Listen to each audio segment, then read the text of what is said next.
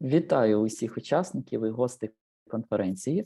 Ми вже проводимо нашу 5-ту міжнародну науково-практичну конференцію «Філологічні і педагогічні студії у вітчизняній та зарубіжній науці 21 століття». Welcome all the guests and participants and presenters of the conference. This is our 5th International Scientific and Practical Conference, Philological and Pedagogical Studies in the 21st National and International Science. Ми охоплюємо дослідників і вчених з гуманітарних наук, це, наприклад, методика викладання іноземної мови, політологія, історія, філософія, різні лінгвістичні дисципліни, перекладознавство, дискурсологія, педагогіка та інше. І я хотів би до привітального слова запросити заступника директора навчально-наукового інституту філології Київського національного університету імені Тараса Шевченка Світлану Олександрівну Чернишову. Дякую, пан Сергій. Доброго дня, шановні колеги, друзі, гості. Від лиця адміністрації Інституту філології я хочу всіх привітати. Це ювілейна, можна сказати, вже 5-та міжнародна конференція.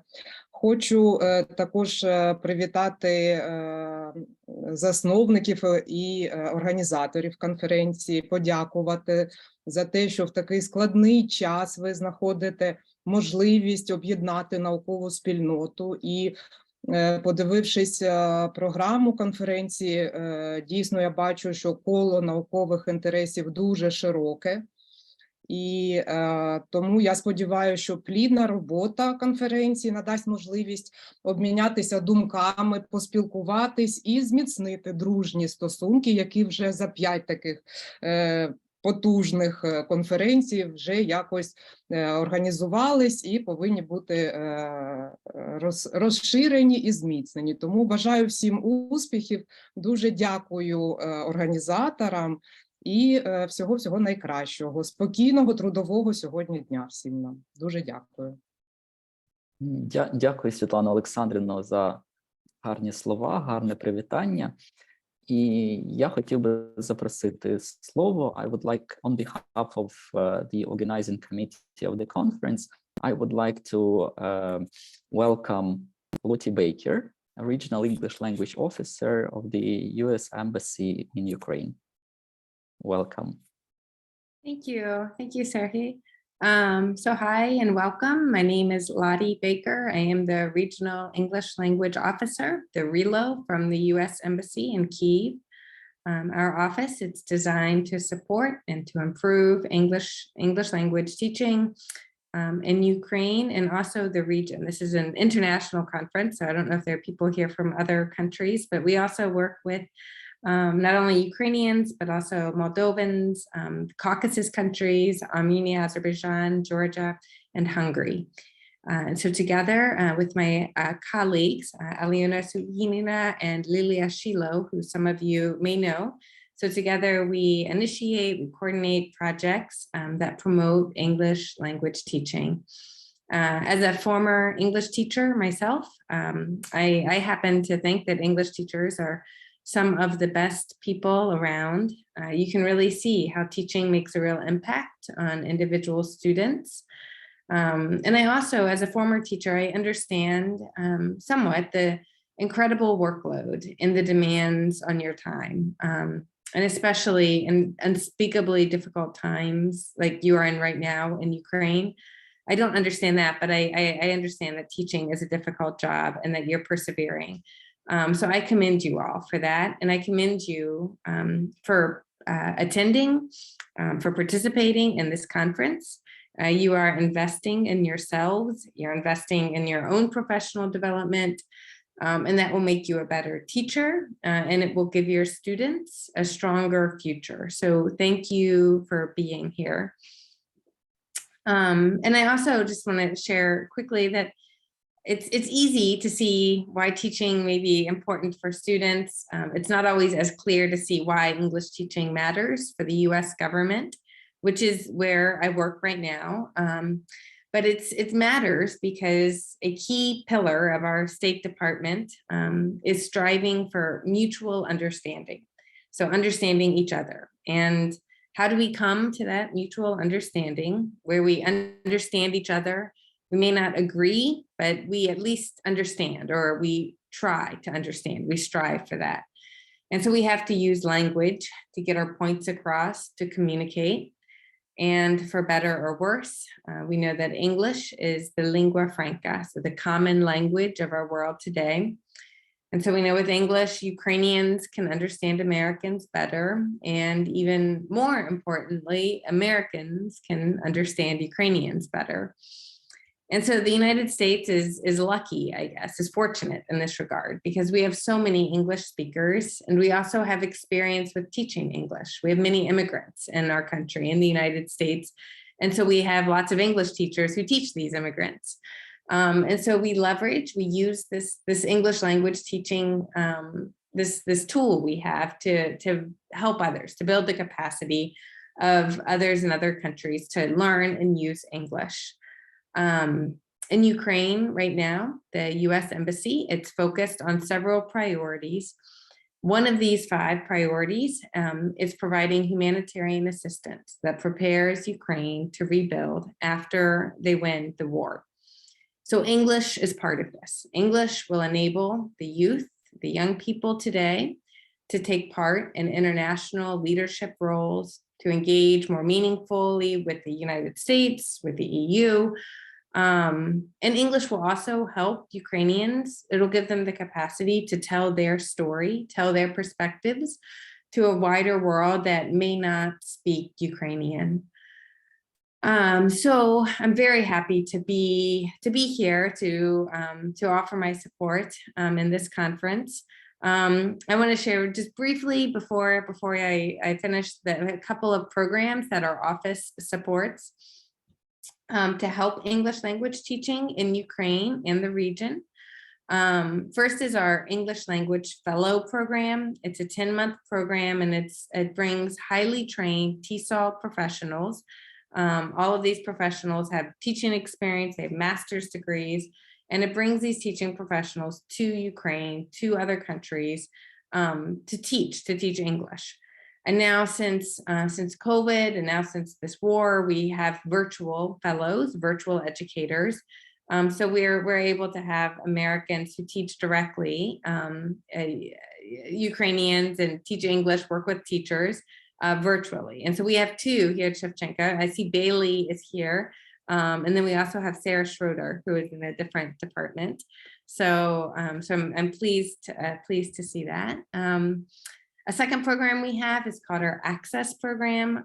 English Access Micro Scholarship Program is the full name. It supports after school English and enhancement activities to youth that come from underprivileged backgrounds. So youth who may not otherwise have opportunities to learn English, may not have opportunities to take private English lessons. We want to give them an opportunity to learn English so that they will have the chance to go to the United States, to interact with Americans, to interact with other people internationally. And then third, we have a range of online programs. We have a website with a plethora of resources, including our quarterly global journal on English teaching. It's called English Teaching Forum. I'll put the website in the chat in a minute, but I highlight this because this is something, the Forum magazine, we encourage authors. So we encourage readers, of course, but also authors from around the world. So all of you, by being at this conference, it means that you are trying new things. It means that you're interested in the research and learning new practical skills for teaching. So you may want to consider writing an article for Forum, English Teaching Forum. We also have MOOCs, massive online open courses, and other courses that are online that are facilitated by professors in the United States. You can check our Facebook page for announcements about these new courses. Again, I'll put all these links in the chat in a minute.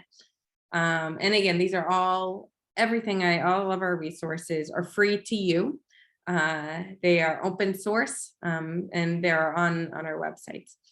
And then lastly, we have some small grant programs. We support NGOs to implement English projects that are important to the community, and that meet real needs that are unique to different countries. It might be like supporting a conference, a professional development series. It might be writing a new curriculum. For instance, recently in Ukraine, we have been working with teachers from pedagogical universities to enhance their methods curriculum. We're also helping an NGO create modules that will they'll help teachers integrate psychological support in the classroom. And so this is an example of a need that is very specific to the time right now and that we are able to support. So I encourage you to check out our Facebook page and our webpage. I'll put the link in the chat in a second. And again, just thank you for being here at this conference. Thank you for your dedication, for your commitment to teaching, and just take this opportunity to learn new skills, and to interact with each other, and to make new friends maybe, so even virtually. So thank you for being here, and thank you Serhii for organizing this. Thank you, Lottie, for nice words. Thank you for sharing the projects that you sponsor. And we are lucky to also participate in the project Virtual Educator. І ми з Посольством Сполучених Штатів співпрацюємо давно. В цьому році нам випала така нагода співпрацювати з викладачем-методистом зі Сполучених Штатів Америки, який проводить тренінги для викладачів кафедри іноземних мов Інституту філології Київського національного університету імені Тараса Шевченка.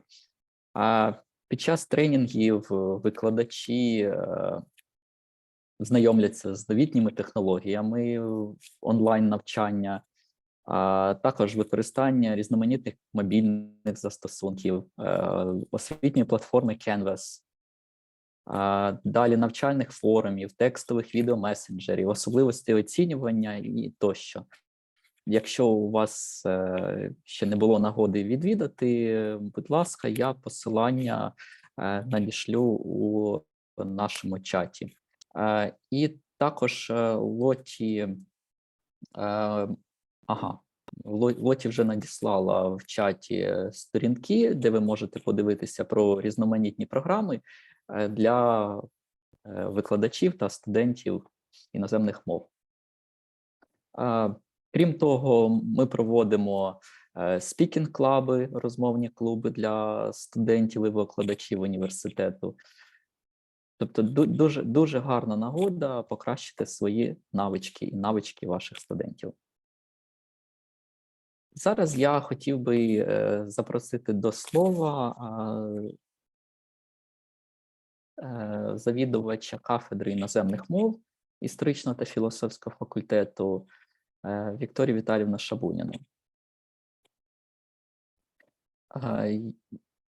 Але пані Вікторія надіслала нам також привітання на випадок того, якщо буде дуже поганий зв'язок або проблеми з електрикою.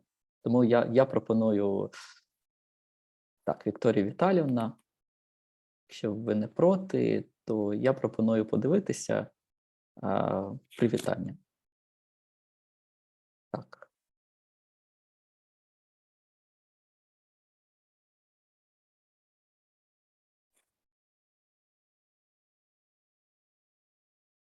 Шановні гості та учасники. Я сподіваюся, чути звук, так?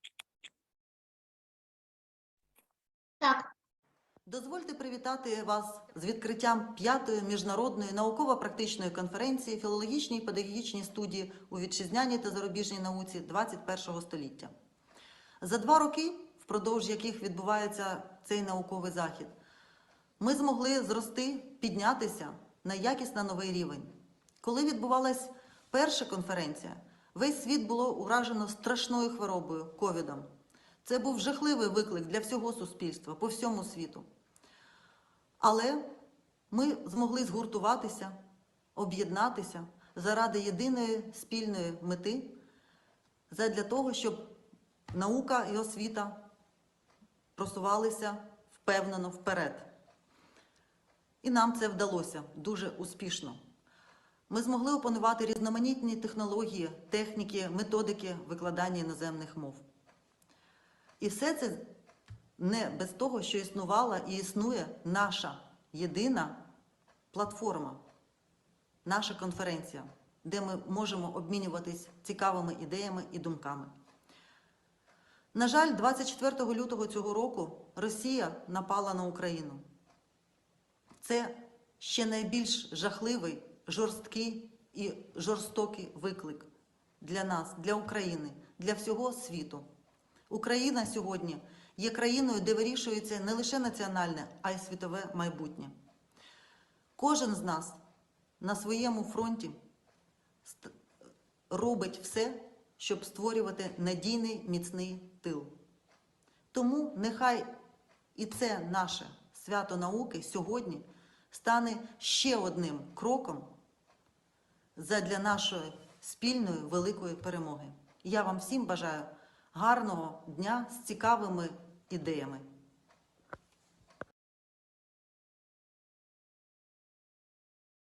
Дякуємо за привітання. І я ще хотів попросити виступити з привітальним словом наших співорганізаторів. Це кафедру іноземних мов природничих факультетів. Якщо у вас є можливість сказати кілька слів. Тетяна Пустошенко, завідувач кафедри іноземних мов природничих факультетів, або Тетяна Мірончук.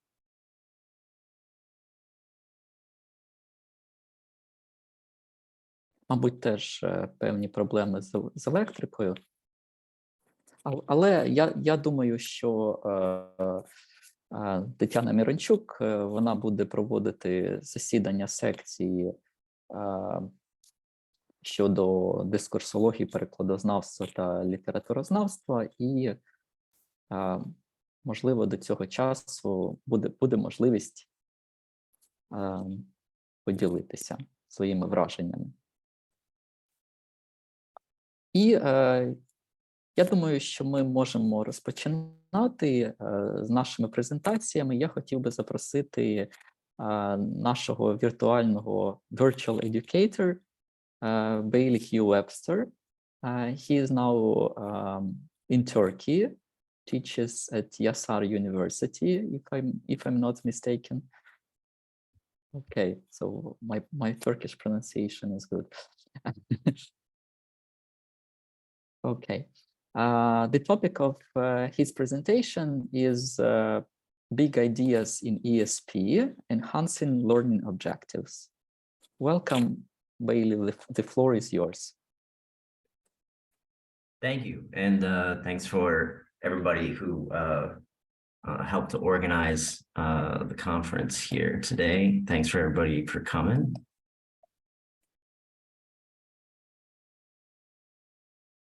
You can share the screen. Thank you.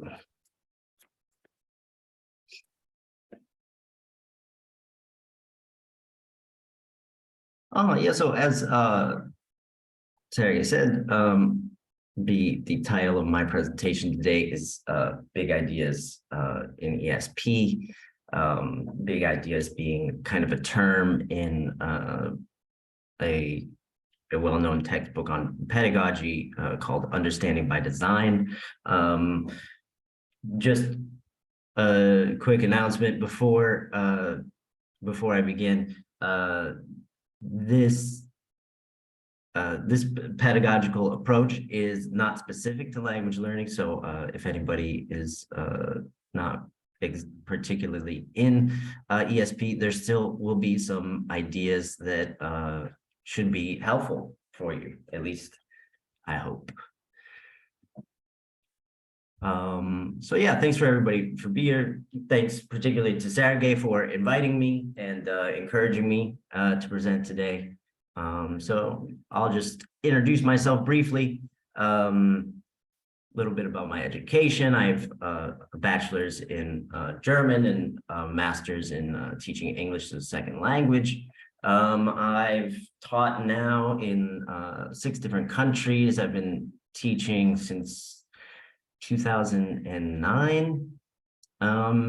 And I'm most proud of my work in ESP and curriculum design, as well as material development.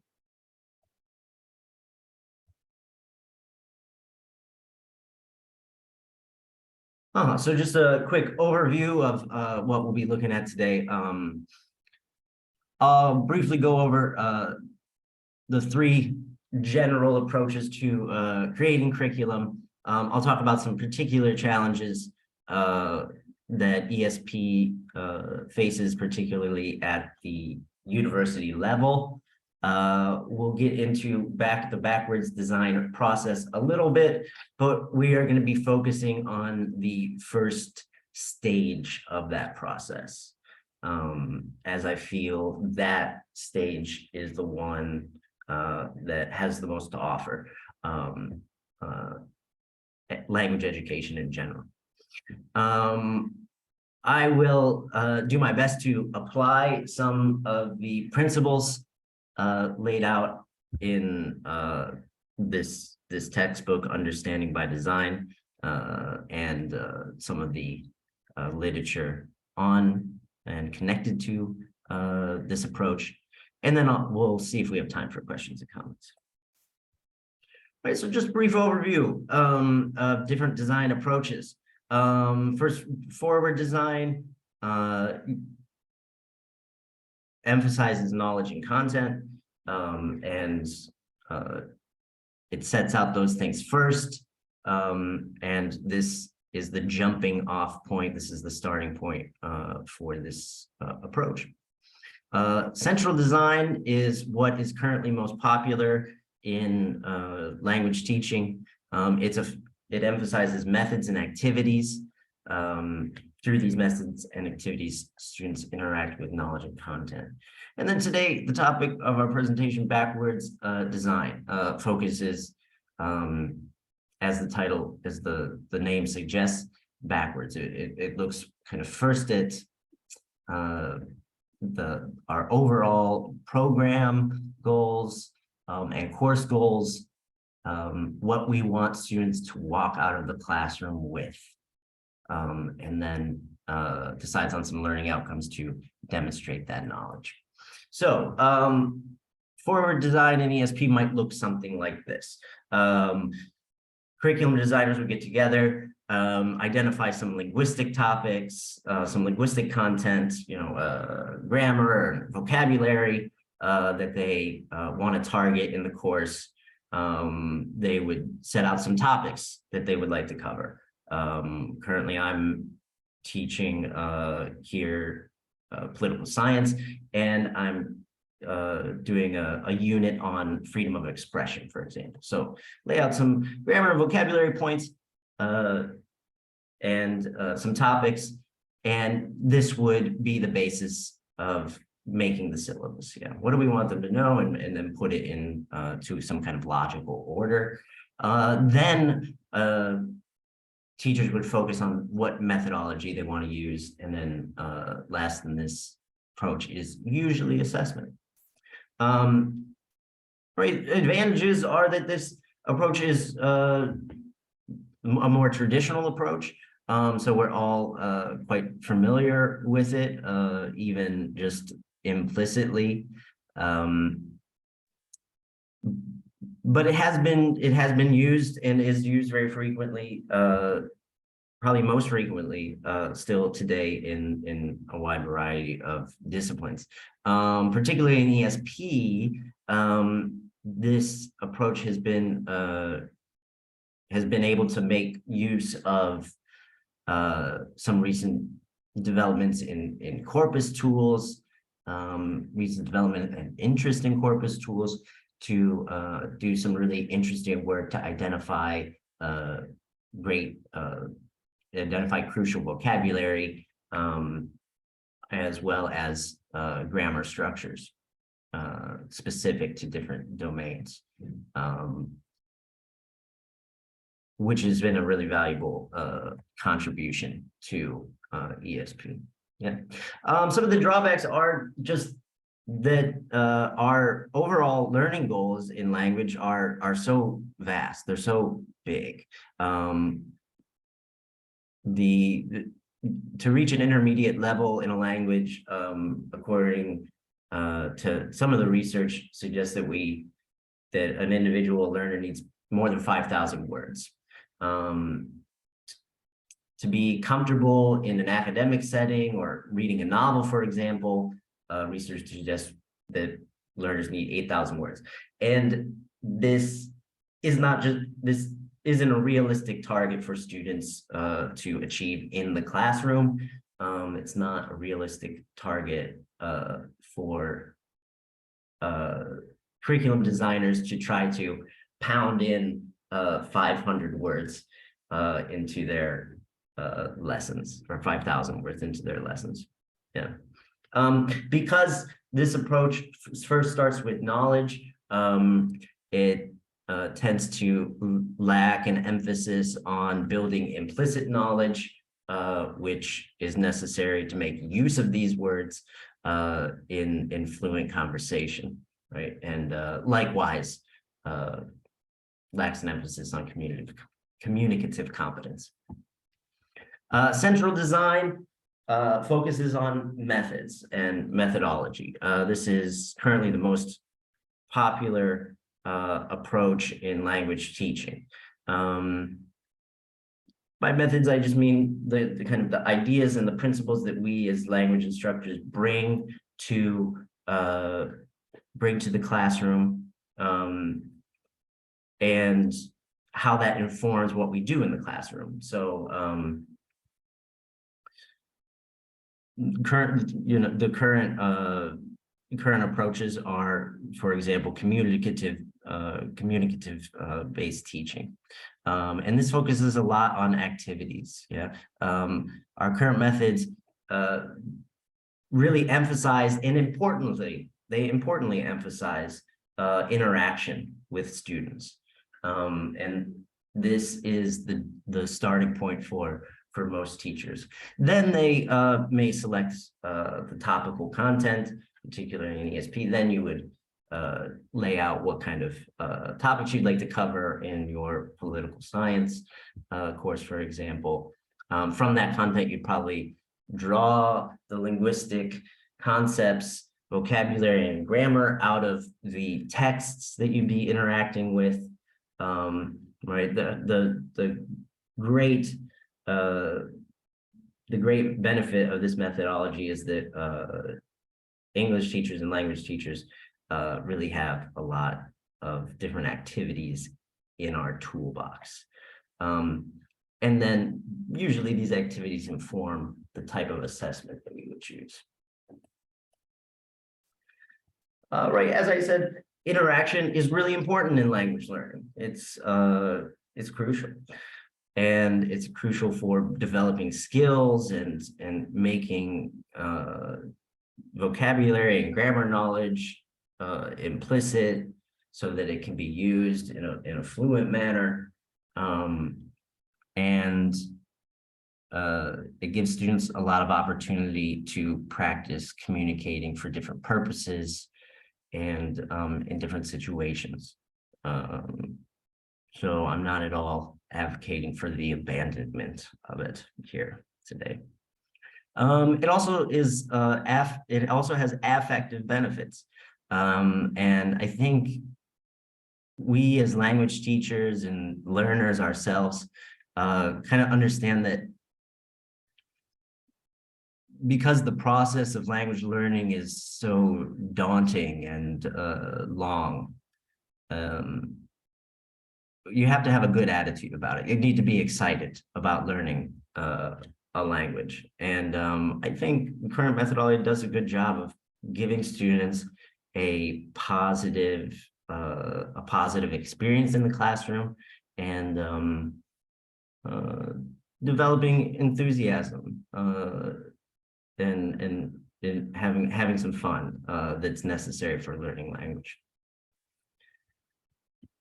Some drawbacks, potential drawbacks that I hope to address here today is the current methodology is, some may say, overly focused on activities. If you know, as language teachers, if anybody mentions the words a new activity, ears will perk up, and we're all constantly looking for activities. At least I am. I'm certainly in that camp. And although, according to Paul Nation's kind of seminal article, The Four Strands,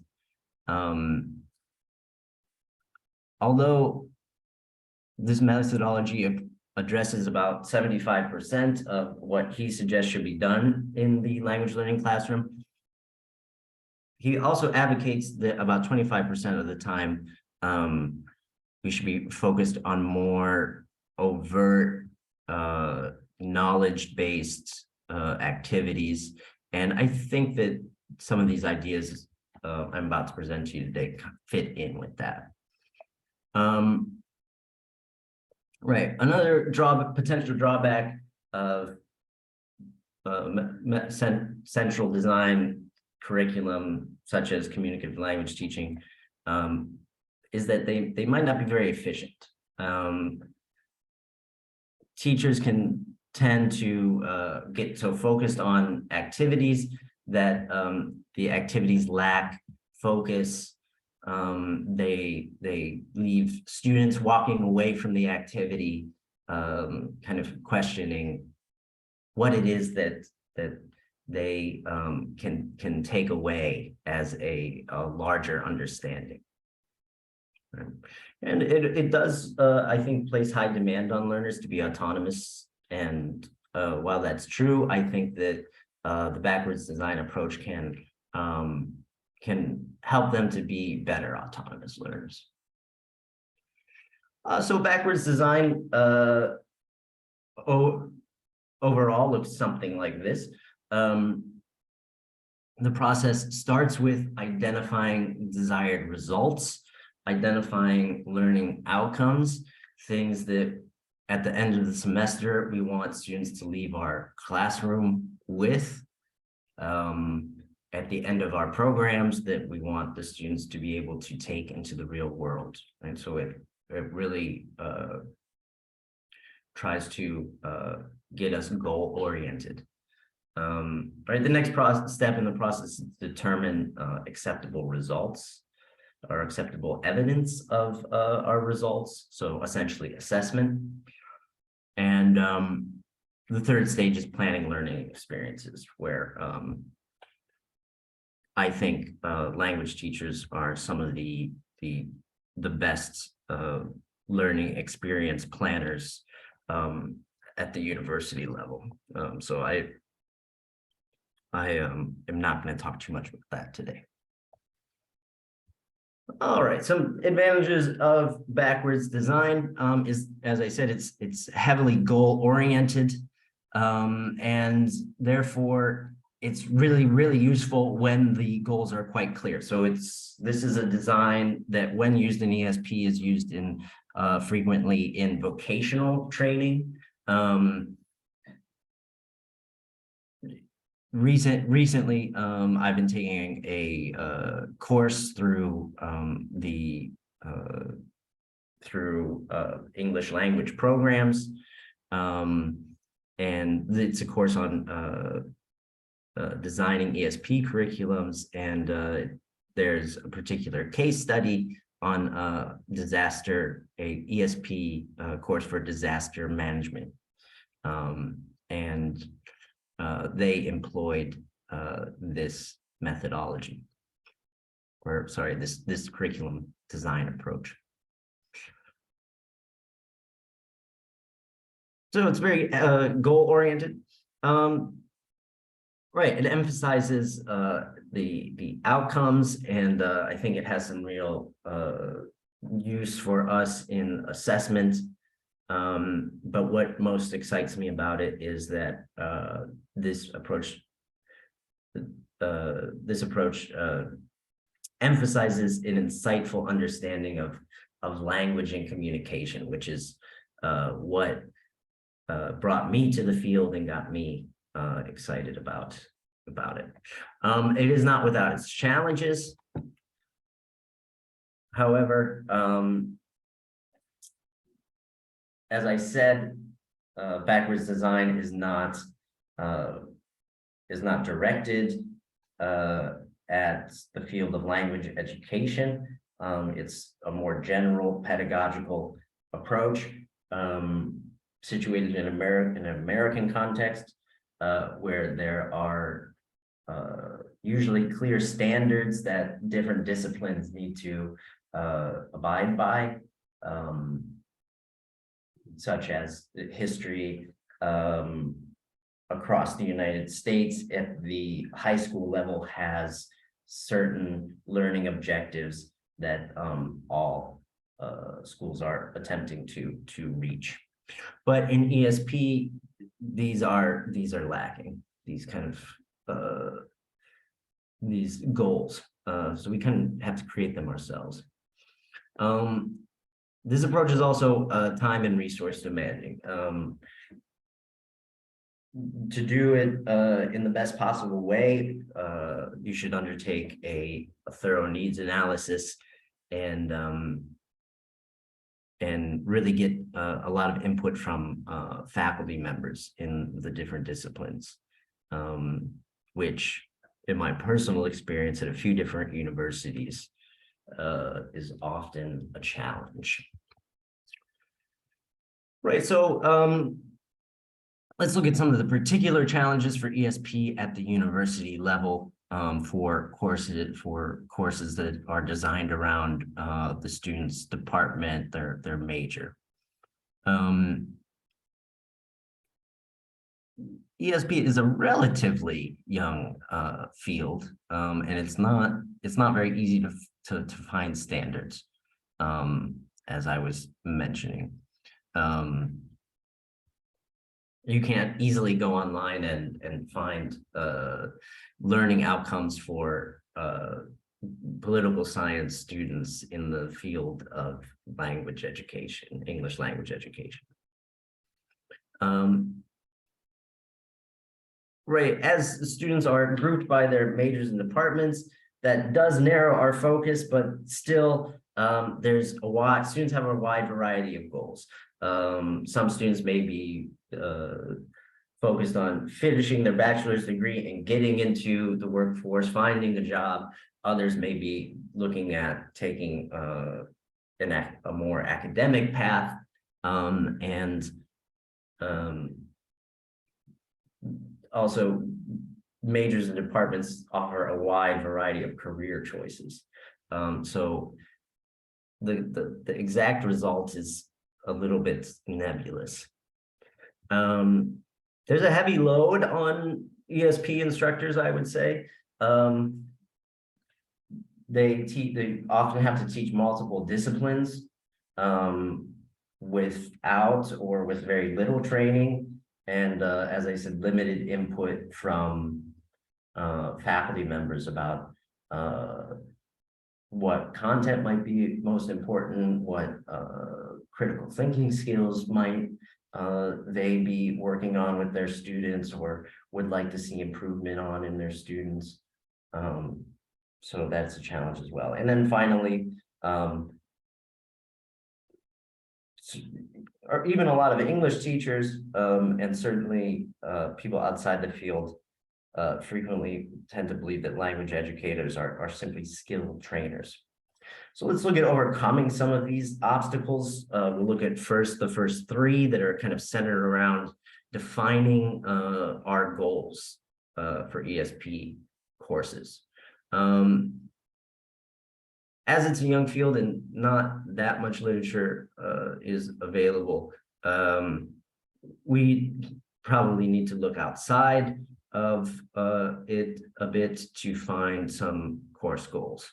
right? So we can look at the CEFR, the Common European Framework, for example, and find goals there. Or also I have used EAP course books to find more academic and critical thinking goals. I would suggest and have taught in the past goals related to intercultural communication and intercultural maturity. I know that Purdue University uses some of these standards on intercultural maturity in their language programs, and to great success.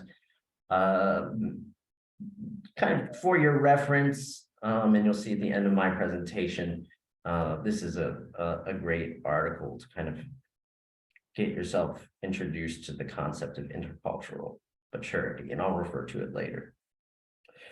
Lastly, to help us narrow and identify our goals, we need to reach out to faculty members by creating good questions and creating relationships and this kind of thing, and hopefully do what we can to win their support. Let me address the last hesitation to use a backwards design approach, is that language teachers are just skill trainers. So this is kind of a long quote, but I think Wiggins and McTighe in understanding design really nailed it here. They really answered this this claim in a concise way. So let's just take a minute to read through this slowly. Many language teachers believe we are just trying to reach a skill goal, fluency in a language. But fluency is more than skill. It is the wise use of many skills based on clear ideas about their value, why a skill works or doesn't, and when to use it. Based on both common sense and researching cognition, no skill can be integrated into a powerful repertoire unless the learner understands the big ideas related to using the skill wisely. And I love this phrase here, powerful repertoire. I don't think that there's a better way to phrase a high proficiency and competency in foreign language skills. It is a powerful set of tools to solve problems. All right, so we're going to be focusing on stage one of the backward design process, as I feel like that really has the most to offer our field and address some of the drawbacks of both forward and central design approaches. Although I do believe that there is a good deal to be found in their approach of assessment for us. And as I said, I think that language educators are some of the best at planning learning experiences, at planning the actual classroom activities. So I'm not going to touch on that. Stage one, some key ideas or terms as used in understanding by design. This is the process of stage one. It's first to establish goals, from those goals to establish understandings, and then from those understandings to create essential questions. So what they mean by establish goals is that that we need to find standards, create our own standards on language, communicative competence, content standards of different domains and different disciplines in ESP, and that a nice way to think about these goals is that they're often behavioral. And I'll show a nice example of that next. Understandings, right? These are quote unquote big ideas. The big ideas that allow us to connect separate facts, bring them together under some kind of framework. Big ideas and understandings help us to make sense of all of the discrete facts and skills that we encounter in life and in classrooms. Yeah. So these are often kind of like enduring principles, theories, and concepts. Enduring meaning not trending now, concepts that date back ages. Right. We turn these understandings into essential questions. Yeah. The questions are not necessarily for students, but rather these questions are for us as curriculum designers and teachers to help us focus our attention and inquiry. Students need to approach a content through asking questions, through a desire to know more. So framing some of these ideas in the form of questions should theoretically help us to take on that mindset better. So let's look at a concrete example now. This is a benchmark or a standard from the common European framework of references, the institution that defines what language levels are. Yeah. And this is the vocabulary standard for B2 level, particularly as applies to ESP. A good range of vocabulary for matters connected to his or her field. A good range, it's quite vague, but kind of as we saw earlier, is about 5,000 words, right? Matters connected to his or her field, right? This is where we get the S, the specific in ESP, right? So as I said, goals in the understanding by design approach can often be behavioral. So, yeah. So instead of phrasing this as our goal is that students walk away from our program with 5,000 words of vocabulary, we could phrase this as students walk away from the program, they leave our classroom with a persistence at achieving this language goal. There's just not enough time in the classroom to try to pound in 5,000 words into students' heads. So what we want is for them to leave the classroom with the ability and desire to strive for this goal. So, right, our goal, a reasonable goal under this approach would be persistence at achieving this knowledge benchmark through creating interest in, skills for, and strategies for vocabulary acquisition.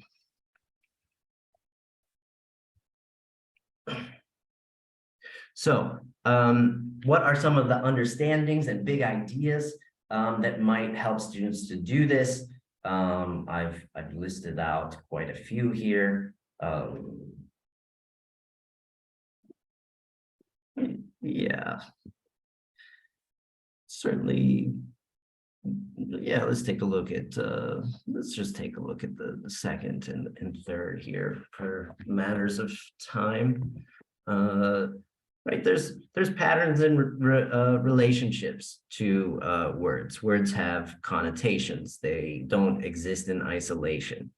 One of my favorite concepts that gets here is conceptual metaphor, right? There's but there are literal uses of language and figurative uses of language. Right. The students also need to be aware that vocabulary acquisition takes place over time. Research shows that it can be anywhere from about 7 repetitions, 7 meaningful repetitions of an individual word to as many as 16 or 17. So you turn these into central questions, right? These are questions that you could pose to students, but don't necessarily have to pose to students.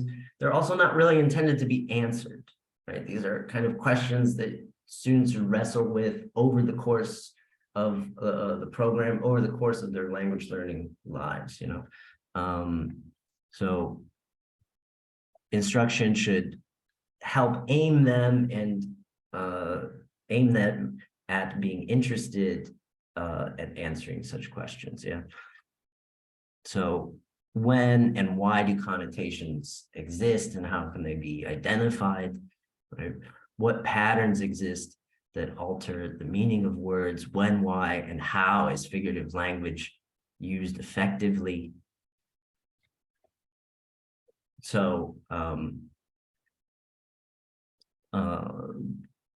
basically, in this approach, you would take one of these understandings, one of these big ideas, and turn it into a type of a question. And then over the course of maybe 3 or 4 weeks in your classroom, you would try to teach your vocabulary. And while teaching that vocabulary, keep this big idea in mind.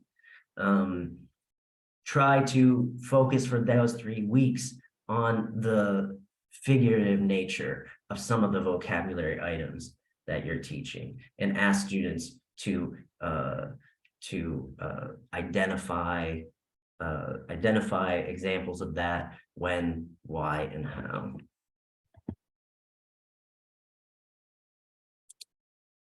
So that was a knowledge-based standard, kind of turned into a skill, and then a larger conceptual understanding of the nature of lexical systems.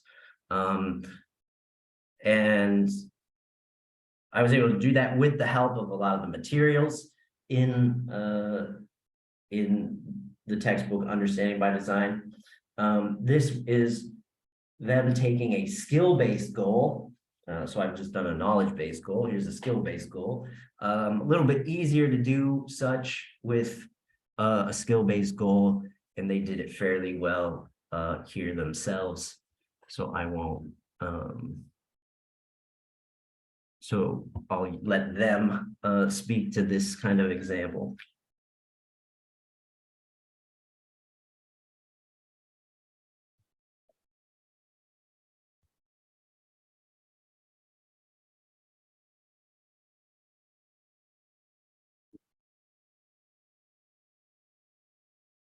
So I love this question. What persuasion is and isn't? I think it's a great, interesting, intriguing question that should get students thinking. It gets me thinking. Also, right, the concept of audience in writing and speaking is incredibly important. And right, we see this word specific again, right? So we can apply this kind of to a particular domain. Right, I suggested that intercultural maturity standards and goals may be something to think about integrating into ESP curriculums at the university level. And I mentioned this article by King and Magolda. This is one of the standards of intercultural maturity that they put forth in that article. It is I would say, lofty goal. It is a difficult goal to achieve for our students and for us as individuals. However, I think it's a great place to strive for. I think it's a great star to aim at. And certainly something that is very relevant to our students. You know, I mean, presumably they are learning English to interact cross-culturally. So they need to have, you know, an understanding and appreciation of human difference, and they need to have the skills necessary to engage.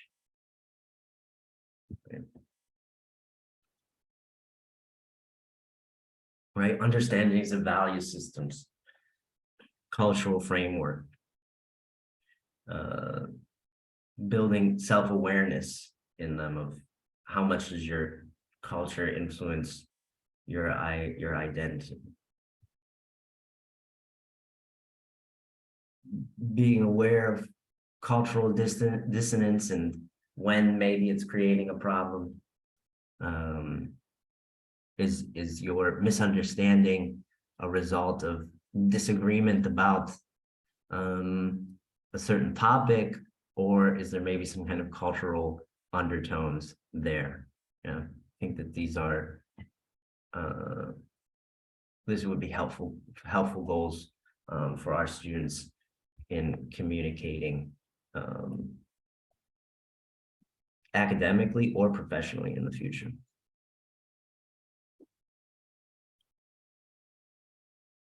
Yeah, so let me try to put the S in ESP, try to make it specific, a little bit more specific, to try to make some of these ideas more specific, and try to make them a little bit more real. So these on the left, you can see these were some of the essential questions based on the understandings and kind of how they influenced my approach today. Yeah, so my ESP course is for philology students, I suppose, and doing a presentation, you know. So here's how I tried to use some of these understandings in this presentation today. Concerning figurative language, you know, I intended to use the phrase in a nutshell, but actually didn't. I did, however, use a star to aim at. And I would say this addresses kind of when and why to use figurative language. It's more appropriate in a presentation than it would be in writing. I think it's also appropriate for my audience. Language teachers may have a special appreciation for figurative language as compared to other groups. Right? Methods that I talked about this idea of persuasion and what is persuasion, right? How to use different methods of persuasion, right? I used an appeal to authority earlier, right? Which is a quick way to make a point in a presentation that has a time limit, right? Cultural frameworks, right? How might this have affected my presentation today? Well, I would say I definitely thought about expectations of questions. I think in the US, people feel almost compelled to ask questions. I don't know if it's just a discomfort with silence that Americans might have. I've been told numerous times by many Germans that Americans participate in a kind of fake politeness, right? So maybe our or question asking is an attempt to be overly polite. Whereas in Europe, I feel people are a bit more conscientious, respectful of people's work-life balance, which is something that I really enjoy. Right, so that's something that influenced the amount of question time that I leave today. You know, however, questions ultimately come down to how interesting and engaging my presentation has been for you this morning. Right, so some conclusions or some things that I hope you take away and consider in the future if you would like to learn more about this approach, right? First of all, I think that there's certainly merit in all of these curriculum design approaches. I think I'm fascinated and very interested in a lot of the corpus work that goes into identifying the domain-specific vocabulary, and I think it makes perfect sense to me why that would be very useful. As I've said a few times now, I guess central design, methods-focused, activity-focused classrooms are, I think, what language teachers do best.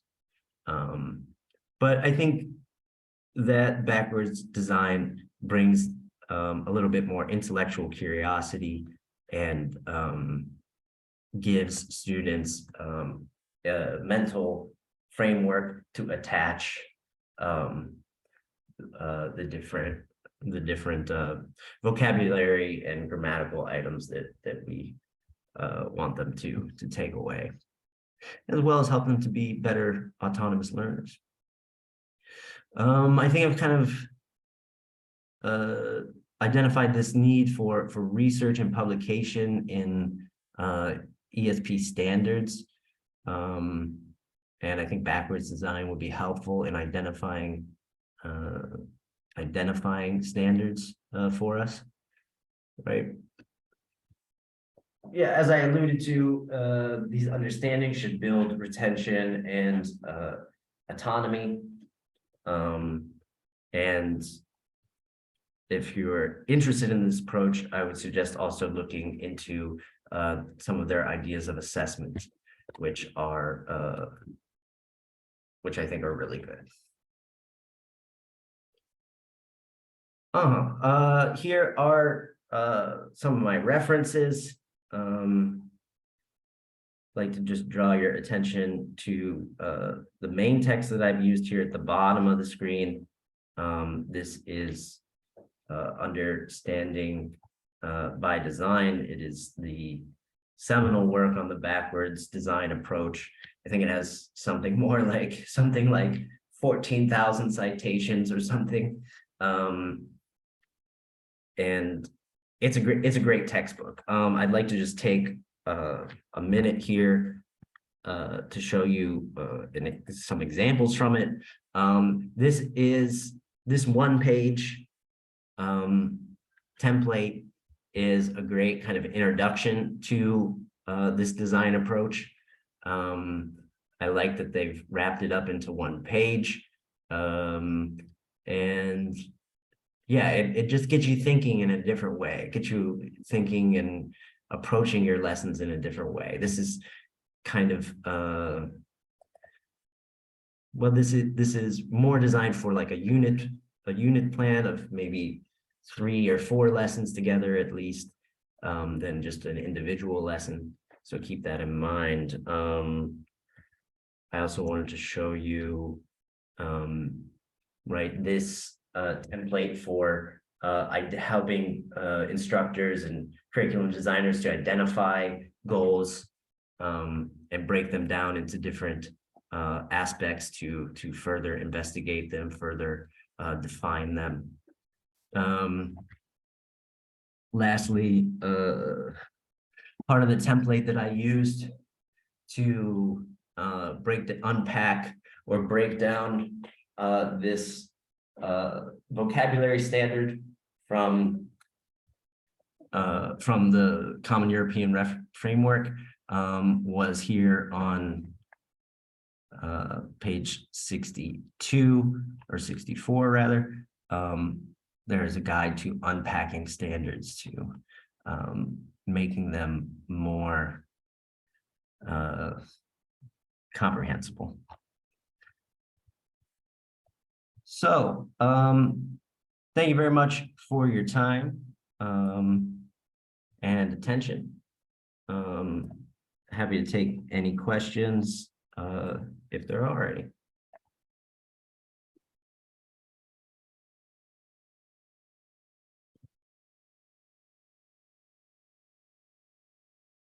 Thank you, Bailey, for a wonderful presentation. Does anybody have questions? Чи будуть у нас питання до теми?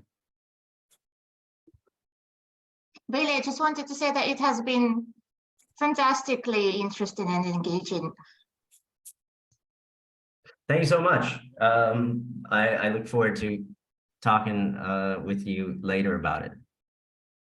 Okay, Thanks very much. I have a question about this backward design.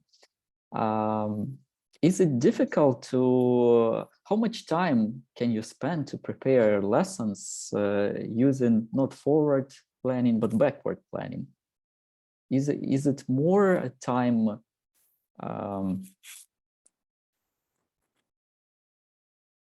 Well, I think that ultimately, if it's done at a larger program or institutional level, then it would ultimately save time.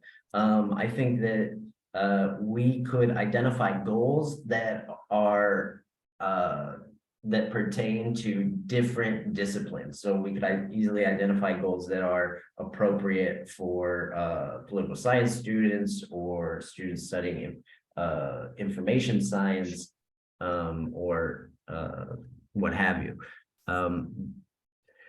Setting out your goal and reworking the way that you plan lessons has been challenging. It's something I've been undertaking intensely in the last couple of weeks, and something I've done throughout my career, but it's demanding. It's time consuming for one teacher, but if there is a collaboration and teachers can help each other, or they can create programs. Right, and, then I think and analyzing, then it will be, everybody will have benefits. Right. And I think it will give individual teachers more focus, as well as kind of allow them to use some of the insights that they've gained as language learners themselves, and put more emphasis on that knowledge. Language teachers, I think, are also usually have some kind of intercultural communication experience, which I think is why intercultural maturity is another good domain for us to focus on. Thank you. I see in the chat there is such a nice question, and actually I always want to know how to do it. So the question is how to motivate and encourage students in online learning the best. I think it's challenging to find the correct answer because it doesn't work for everybody. But what things that you tried that worked best?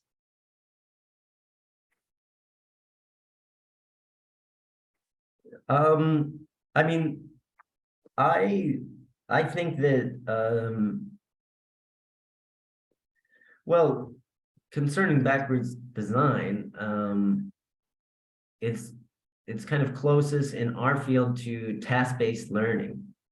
And I found online that students like to do projects. They like to create something that they can show. You know, this format is more about doing something on your own and then displaying it. whereas the classroom is a kind of a better environment for figuring things out together. But online is you make things and share things online. So giving them projects, things to do with language that they can then share is motivating for them, and it fits with backwards design. So thinking about what is the product that students could make that they could share, and then working back from them. Okay, here they're going to make an informational graphic about their discipline. What kind of language do they need? What content do they need? What research skills do they need to find this information to make this this infographic? Questions like this then inform the knowledge and skills that you teach.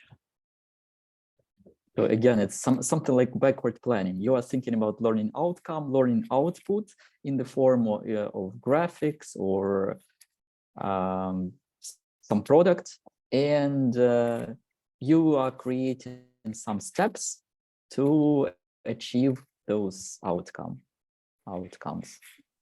Right. Okay, thank you. Are there any other questions? Yeah, Bailey, I think I just wanted to say that this is a fantastically cool approach, of course, of starting by planning by results and everything. But I'm just sitting and thinking how challenging it could be, in fact, to really understand what results we want to get from the students in the field of, for example, philosophy. Because when I like this summer, I had to compose this curriculum for ESP in philosophy, because we were just starting this program and everything, and I caught myself thinking that all I practically did was just taking objectives from their normal philosophy course and just trying to attach some sort of language objectives to that, but it wasn't really sort of primarily language concerned. It was primarily sort of philosophy concerned, but I just had to sort of stick somehow language onto that. And when I start thinking about what linguistic objectives I want them to get, I just sort of end up thinking about some banal things like, I don't know, being able to make a presentation in English, or I don't know, being able to discuss some particular philosopher in English, and that's it. And definitely I think we need more time and more training to understand how to do it properly. Yeah, and this template from the text "Understanding by Design" is a great start to start thinking about it differently. And who is the author of this book? This is Wiggins and Wiggins and Jay McTighe. Brilliant. I think you also mentioned some seminal work by Nation. That was the name of the author? No? Yes, Paul Nation. Paul Nation? And what's the name of that book? I don't have it actually here, but yeah, Nation. Yeah, this is a short article. The article. Oh yeah, right. Yeah, about this quarter, what we should be doing in class, right? Like quarter vocabulary and grammar, quarter of something and quarter of something. Right, 4 strands, right, exactly. Yeah. Yeah. That's a really great little read. That would inform how you would build the curriculum a bit, you know. But in this backwards design, you know, you would first start to try to identify these goals, and I think that these goals are kind of more universal English for academic purposes goals is what we should focus on. And then when you start to think about the assessments, that is when you would add in the philosophy aspect, you know. So okay, presentations, right? But presentations in philosophy, on what philosophical topics, you know?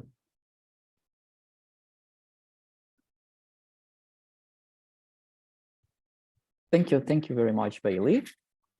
Any other questions? Thanks, Bailey. Okay, thank you again. Thank you. Thanks so much. Thanks for your time and attention, everybody. I think we can proceed to the next speaker. Unfortunately, Sarah Schroeder hasn't opportunity to participate today. Maybe she will join us a little bit later. Okay, so that's why our timetable or schedule is a little bit destroyed. Who wants to be? Maybe I can ask, like, who wants to be the next? It's like I'm asking my students. Any volunteers?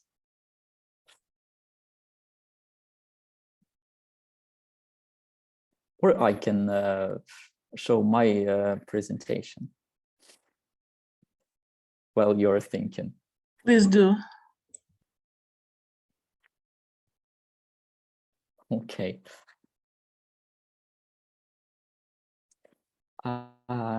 Today I'm going to talk about planning interactive lessons in the EMI classroom. I usually teach my history students and political science students and public administrators. And usually my political science students are of high level.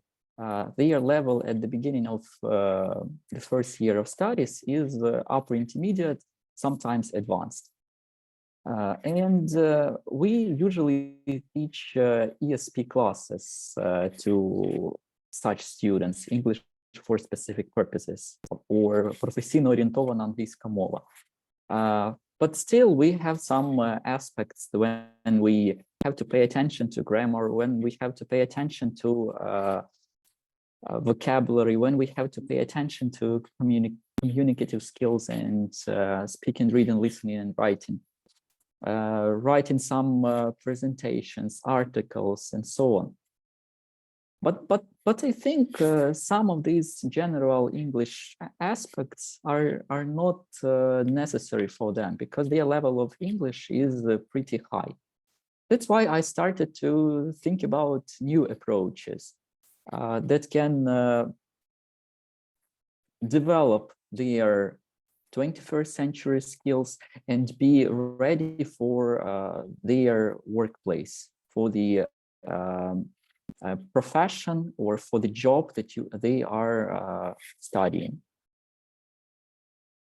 And that's why I started to have some courses on EMI, English as a medium of instruction.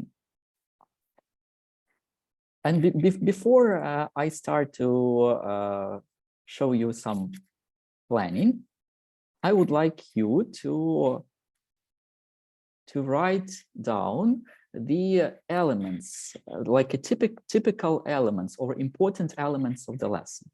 In the chat, I will copy the link.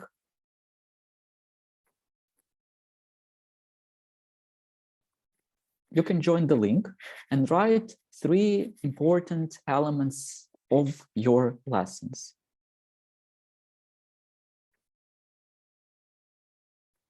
You can use the link in the chat, or you can go to menti.com and write these codes.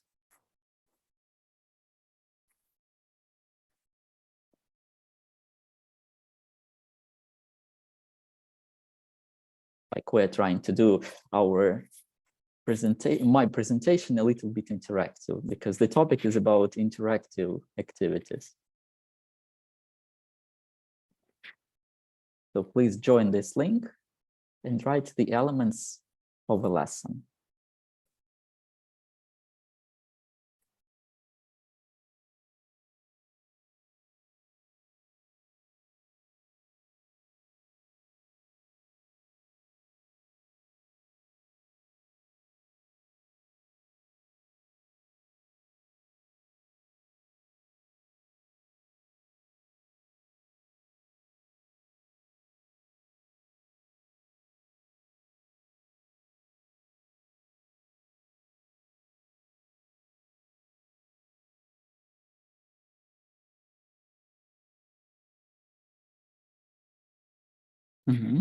I see.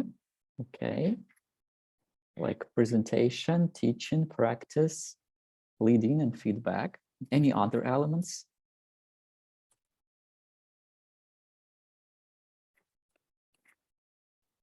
You can submit the answers multiple times.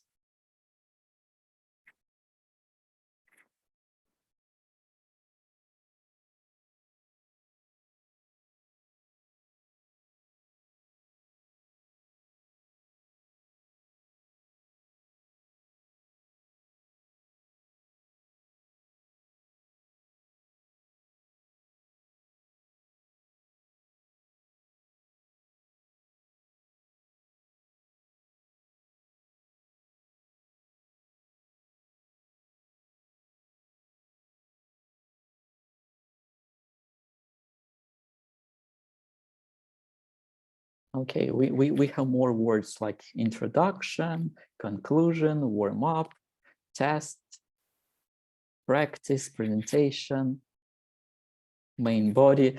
So it's like an article: introduction, main body, and conclusion. So the lesson is like the same: presentation, practice, speaking, learning, teaching. Teaching is in the center now. Okay. Any other?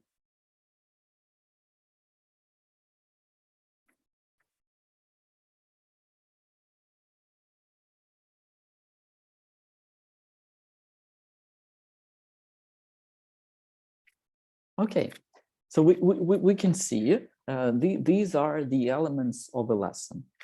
Depending on the approach that you are using in the lesson, you can mix those elements or you can skip some of the elements. But still, every lesson should have some important elements as teaching, when the teacher teaches students, like introduction or warm-up or lead-in, where we activate students' schemata and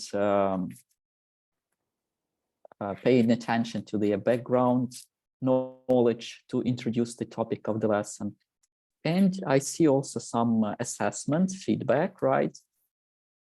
These are important because we have to think about how can we evaluate our students, how can we understand that they can achieved or expected to achieve learning outcomes, learning objectives, aims, and will produce some learning output, as Bailey said.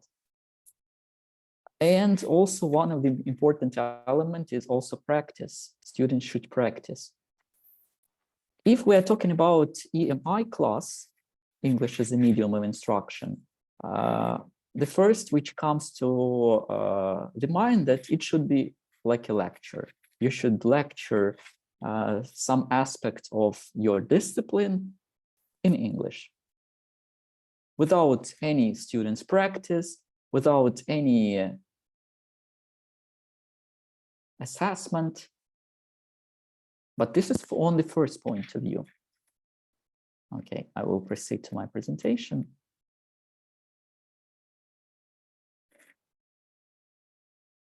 And look at these steps in lesson planning. These are the important elements, and they are based on backward design. Bailey was talking about backward design, and I think my presentation is like a continuation of his presentation. We can use this scheme to any method that we are using. First, we should think about learning objectives or learning outcomes. Remember that these need to be observable and measurable. And you can use verbs from Bloom's taxonomy. The next stage will be the planning the actual lesson, when you prepare some activities and material design for the lesson. The third step is to identify assessments, how you are going to assess your students. And finally, reflection is how you can apply or how you can analyze the activities you have done with your students, whether they have met the learning outcomes or not, and maybe you should repeat some of the aspects during the next lesson or series of lessons. As for the learning outcomes, I have mentioned that they should be observable, measurable, and also you should use verbs from the Bloom's taxonomy. You know, the 6-level Bloom's taxonomy. The first level is knowledge, and the last level, or remembering, and the last level is creating. For example, we have defined our learning objective, students' learning objective for the lesson is like, at the end of the lesson, by the end of the lesson, students will be able to understand the concept of a state in political science. By the end of the lesson, students will be able to understand the concept of a state in political science. Is this outcome measurable, observable? Students will be able to understand. I don't think so. We can't see someone understanding because this is invisible process inside someone's head, and we can't see it. We can't even measure it. How can we see that the students understand? So it's impossible to see it. It's impossible to observe. Therefore, when you are creating learning outcomes, they should coincide with SMART scheme. You can see that your learning outcome should be specific, the learning outcome should be measurable, achievable, some say attainable, relevant, and also time-bound. These are like the most important aspects that you should pay attention to when you are creating learning outcomes.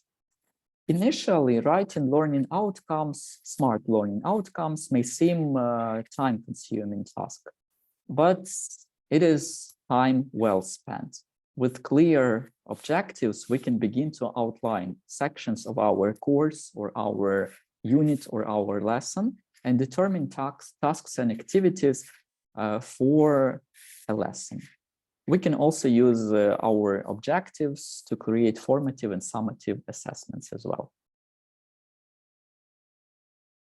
So the first step in lesson planning is to choose the students' learning outcomes that your lessons will be focusing on. The second step in lesson planning is to plan the actual lesson. Before you plan the lesson, it is helpful to think about any difficulties the students might have with the content, if we're talking about EMI class. For example, maybe students will struggle with key terms in English or key terms in the specific topic. Or they might find it hard to discuss problems in small groups.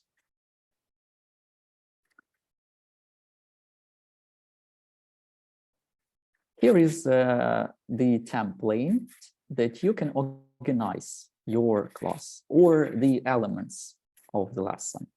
The first one is warm up or lead in, where you prepare students for the class, focusing on some vocabulary terms, grammar points that they will need to understand the lesson. You can create some handouts for them. You can show an image, a high quality image on the topic. You can use PowerPoint slides. You can review key terms. You can also think about some other ideas to warm up. Or as I used, like Mentimeter, they could create, you ask the question and the students create a word cloud. And when you have some key words, you can pay special attention to those keywords. As a teacher, you can also write some keywords in the workload and analyze them too. Or there are some workloads then, for example, during the lesson, you prepared some text or video for your students. You can copy this text, copy and put it into the website creating workloads. And this website will create a word cloud for you from a lot of words from this text. And you can analyze which words students know, which words students don't know, and pay attention and describe them. Another thing is like conceptual metaphors that you can start a lesson. Do you have any ideas? What does this metaphor stand for?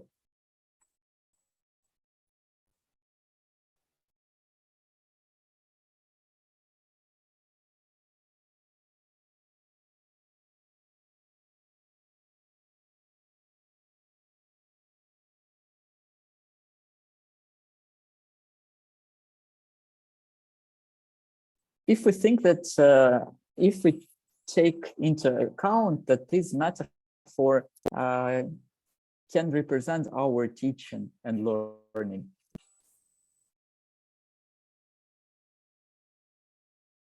Any ideas?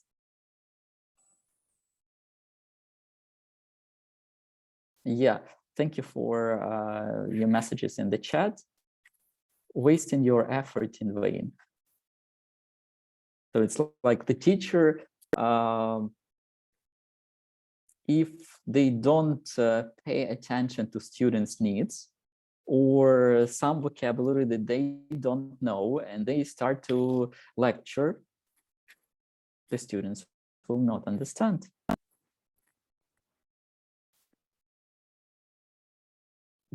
Okay, let's move on. The second element or the second stage for the any class is a mini lecture on the topic. I don't think it's a good way to use it in ESP classes, but it can make some point. As for warming up activities, they shouldn't be too long. Not more than 15% of your overall class time. For example, if your class is 80 minutes, then they should be no more than 10 minutes. Warming up activities when you introduce the new vocabulary to the students. The next stage is mini lecture. Why mini? Because it shouldn't be longer than 15 minutes. The teacher presents the mini lecture on the topic, being sure to include student support for helping them during lectures. Your mini lecture should be short.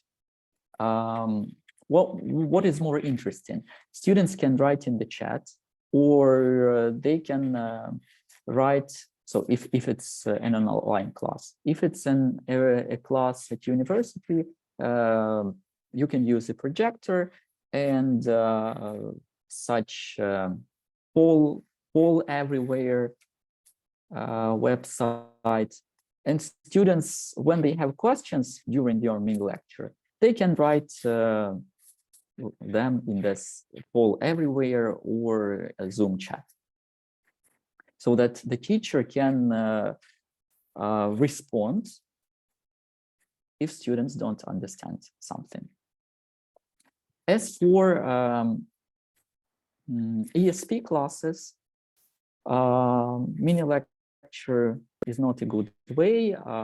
It is better to give students some video or a text to read, or some listening, like a lecture of some professors of, for example, Yale University, or some others talking about some important issues of the topic. Or if you don't have enough time in class, you can do a flipped task for your students. The students can do this as a home assignment. And then you can directly move to the in-class interactive activities.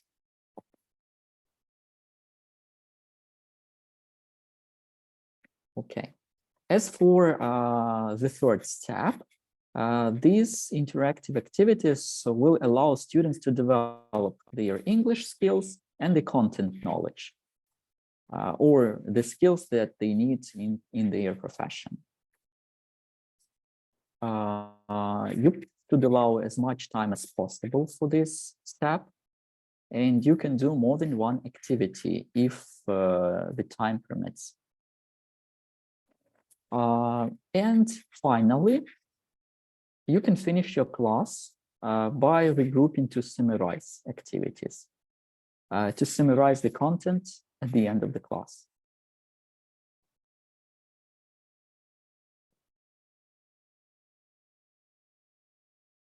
That was, we were talking about planning the actual lesson. The next thing, okay, is devoted to assessment. You can see that there can be assessment for learning and assessment of learning.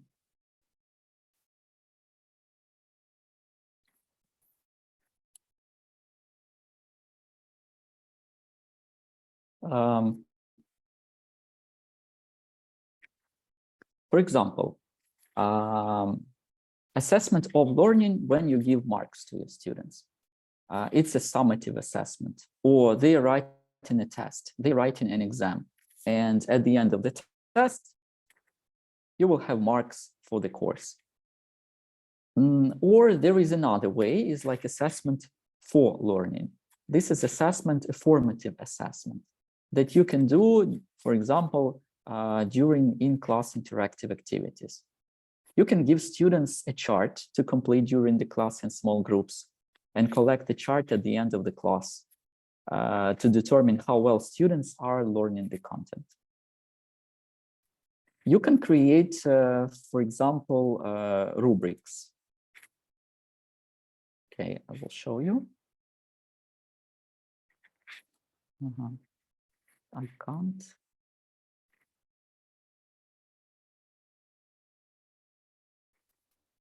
Okay, just a moment. I can't turn back.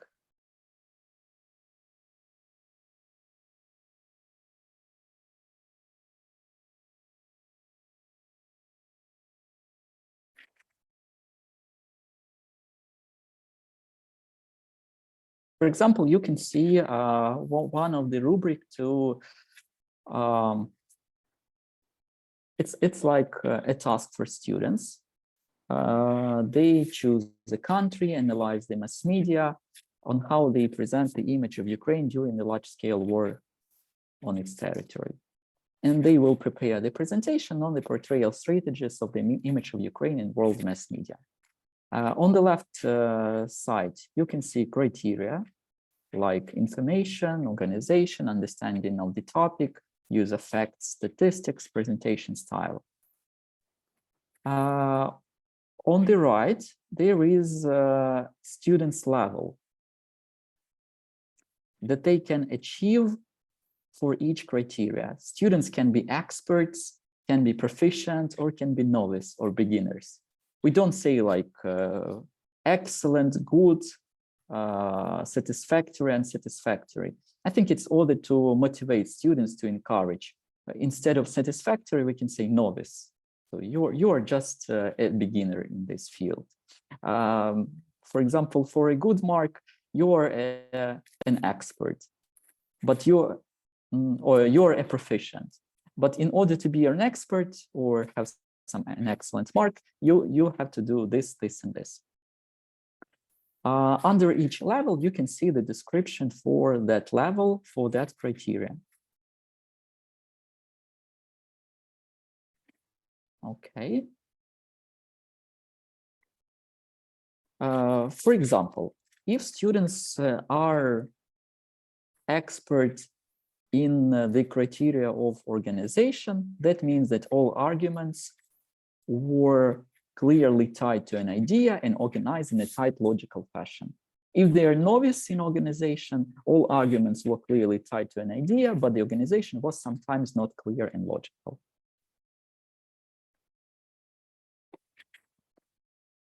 Something like that. Now, I would like to share with you with an example of a lesson plan made for political science students of the EMI class.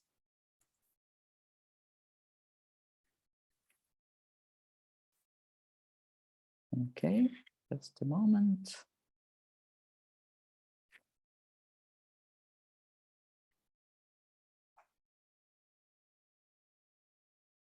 Okay, this is it. Okay, I hope you see it well. Okay, so you can see that the lesson is about the concept of a state in political science. The learning objectives will be, by the end of the lesson, students will be able to define the concept of a state and its qualities, and I named these qualities. And students will be able to relate the recognized qualities to modern countries that lack one of those qualities. As for the lesson itself, as a warming up, we start the Mentimeter. The students create a word that they think could define the features of the state. Probably the teacher can write the words like sovereignty, legal entity, political entity, legitimacy, citizenship, the words that students may not understand. And while discussing these, the words students pasted into this word cloud, we can pay attention. The teacher can also pay attention to these words as well. The next stage is some kind of a mini lecture about the qualities of the state, or you can give students a text to read if this is an ESP class. The next, we will see some interactive activities. For example, there are some states like Taiwan, Palestine, Gibraltar, the Vatican. They may not have features of or qualities of this, all of the qualities of the state, and that's why we can propose students to discuss in breakout rooms, if you have an online class, to talk about these their qualities. You can, for example, divide them into 4 groups, depending on how many students are there. Create a Jamboard for them, write these qualities of the state, like population, legitimacy, territory, and sovereignty. And students will provide and write, for example, the country, like Taiwan, for example. And the students will write their examples and discuss in breakout rooms these problem qualities and ideas. After that, they return, they summarize the activities in the breakout rooms, choose the speaker, return back to class, and each group presents some of their findings. Other students can help them, like, or comment, I mean students from other groups, or they can ask questions.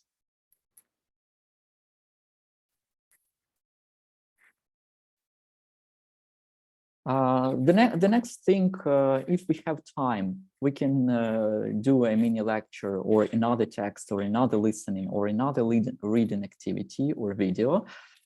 For students, for example, you can see interactive activity 3. These can be, they will read some information, some statistics about the number of countries in the world, and then discuss why there are different approaches to define exact number of states. The next stage of the lesson is regrouping, regroup to summarize. It's like the teacher have to summarize the class. it can be summarized in different ways. For example, I prefer doing some quizzes. We can create a Kahoot, we can create Bamboozle. We write some of the aspects or problematic or challenges or key terms in this Bamboozle or Kahoot. And in a form of a game, students show, it's like we are doing some formative assessment. Students show if they understood, if they have some challenges, if they don't understand some aspect of the topic. And finally, the most important is reflection, where students in small groups discuss the lesson. I like this 3-to-1 strategy, like name 3 things you have learned, 2 challenges you have, and 1 thing you will apply in your professional life or in the real life. It's a nice way, it's quick. Or you can use like exit slips, like students write something on the paper, like the lesson was about, if they write the lesson was about state, and that's all, then it means they were not attentive or they were not motivated to participate. But if they write the lesson was about the qualities of the state, this, and they write more information about that, then you, as a teacher, you understand that in this case, the lesson was successful and the students probably reached their expected learning outcomes. As for the assessment strategies that you can use in this specific lesson, this is like background knowledge probe when students create the word cloud, problem solving activities, when teacher just observes the discussions in breakout rooms and tries not to participate in them. There are some ways of doing effective feedback when the teacher facilitates the students' understanding, or if they made some mistake. Peer review when students listen to speakers from other groups and ask questions or comments on some aspect. Then there is another formative assessment as Bamboozle quiz, and this 3-to-1 strategy as the reflection. Okay.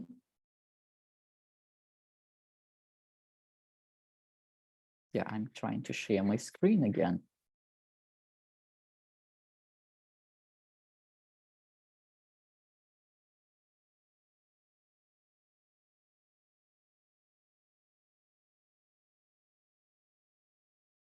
Yeah, and finally,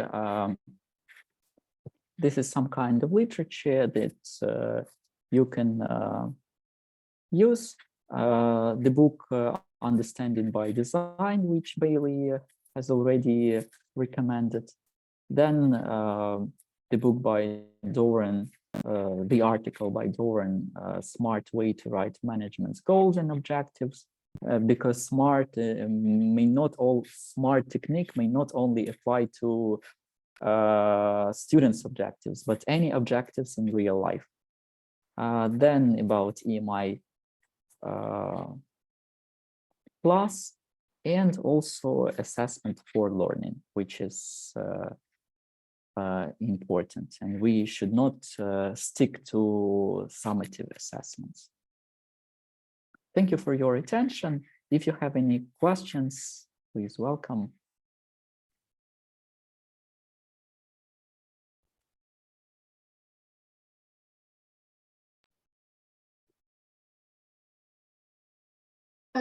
Yeah, Serhii, I just wanted to say that I enjoyed it enormously, and I think that that's been such a fantastic contribution into how we could be planning our lessons, and it's been so practical. And with all these tools that you're introducing, that make teaching lives much easier than it could be. I mean, thanks very much. That's been really, really of help. and Thank you. like very well structured and everything. Thanks a lot. Thank you, Svitlana. And you know that this approach, like any approach to lesson planning, it also can be helpful in our ESP classes. But instead of mini lecture, we can use some reading, listening activities. Yeah, I think this is something that I mostly do, not mini lecturing them because I'm not proficient enough in the subject matter to lecture them. So I prefer them to read or to listen to someone cleverer in that than myself. Yeah, but still, this is some kind of mini lecture because you can use a lecture of somebody else and show them the video of it. Yeah, like something then to base our further activities on. Yeah. Yeah, Right. Serhii, I got a quick question. I really liked your emphasis on reflection, and it's something that I don't do often enough in my courses.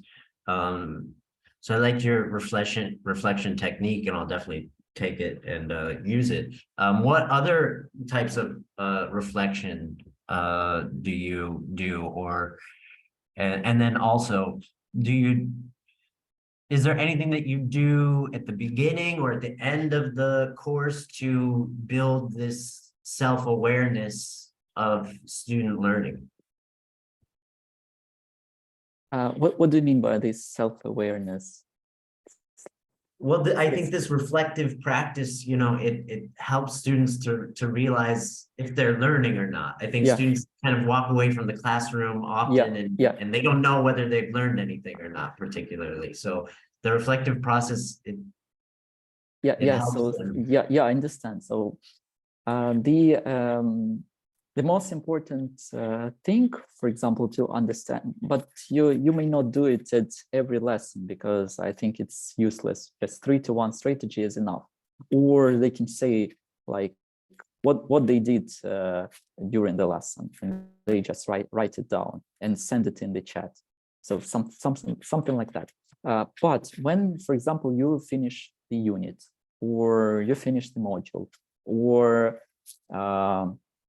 you finish the course, the students should know the learning objectives that they set at the beginning of this unit or at the beginning of this course. That's why when you start a new unit, I suggest you to write learning objectives that by the end of this unit, you will be able to.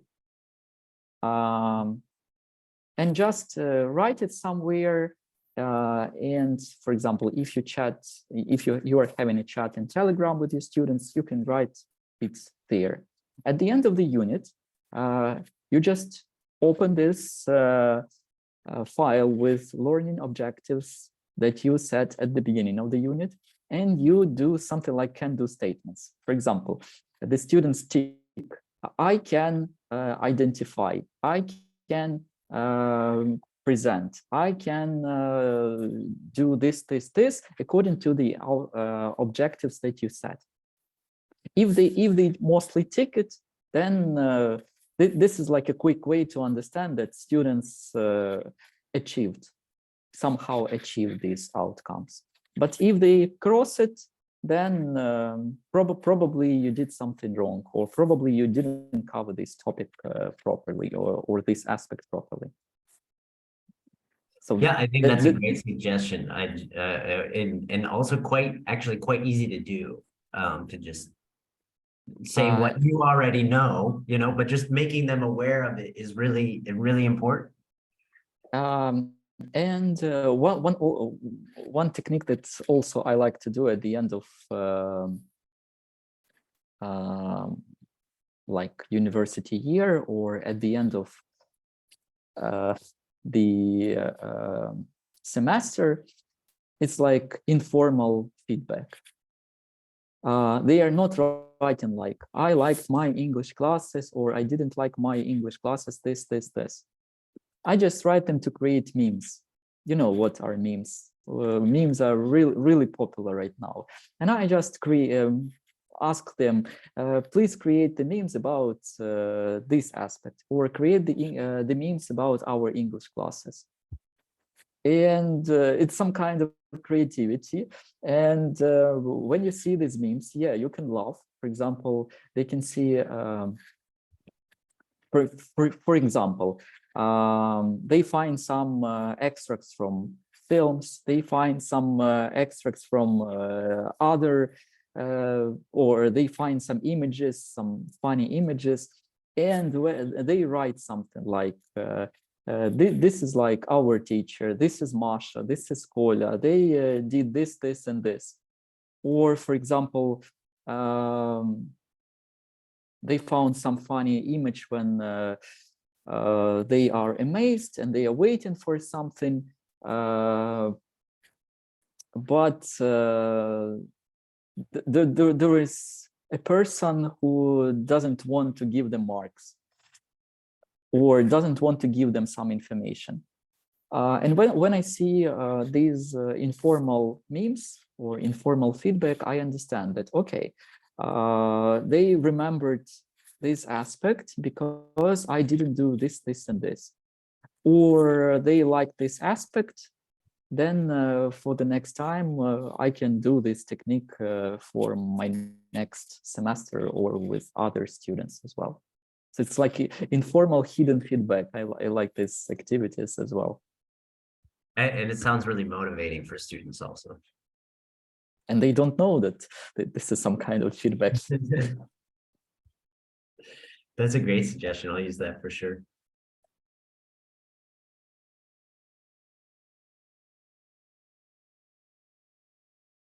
So thank you.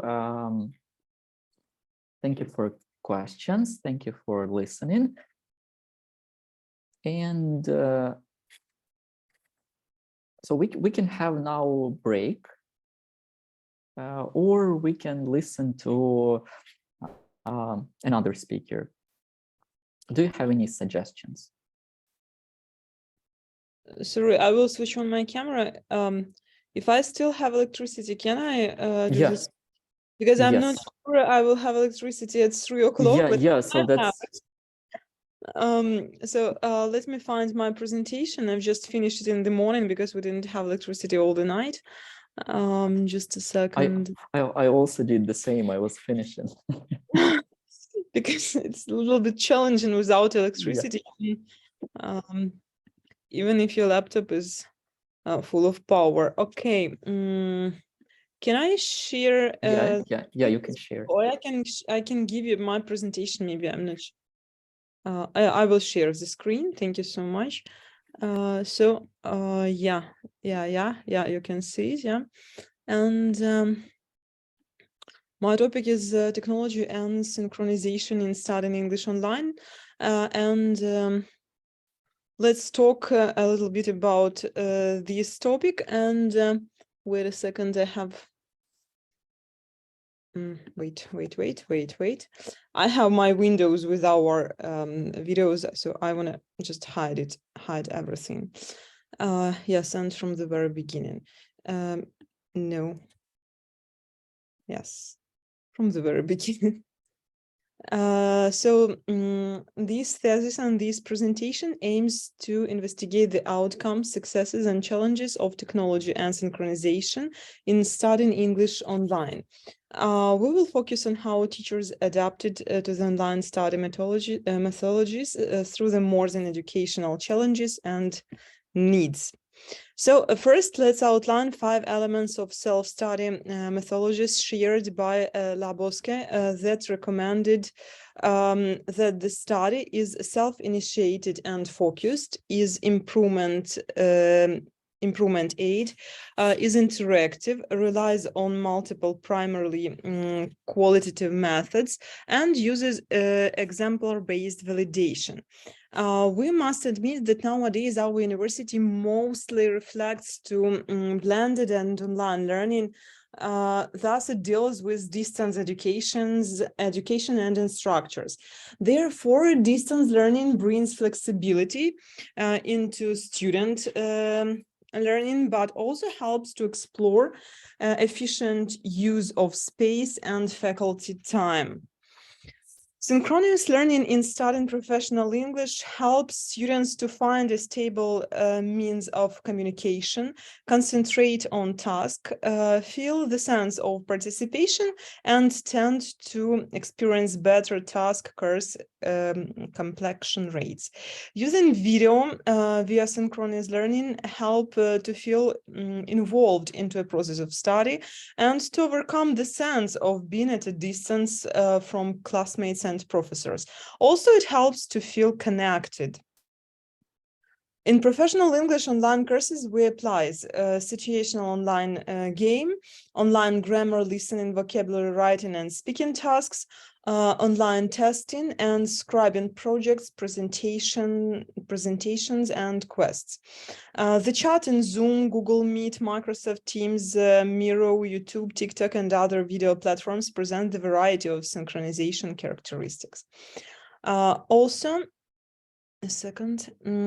Interactive tasks include natural genuine communication between two or more students who are encouraged by each other during their performance and can affect other students too.